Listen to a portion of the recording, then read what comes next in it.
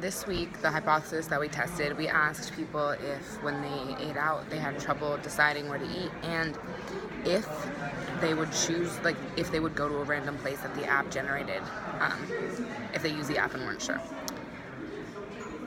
People would give most places at least one chance, and if they hated the place, they would be less inclined to use the app in the future just because of the bias. But if they loved it, they would want to use the app even more because it came up with a new restaurant that they would now go to all the time.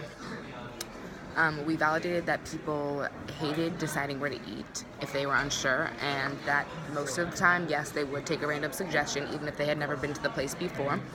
The metrics we used, we spoke to people and we used some surveys.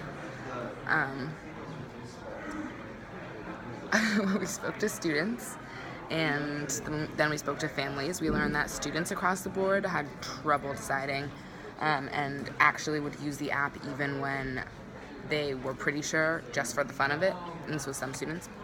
And families would use it if they were unsure, or if they needed a quick place to eat in an unknown area just because they had kids and were struggling with the whole ordeal of having kids in a new place.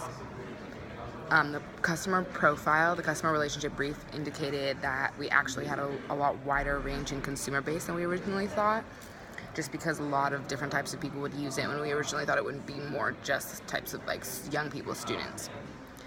Next week we will use a survey or interviews again to find out what people think, and we want to broaden our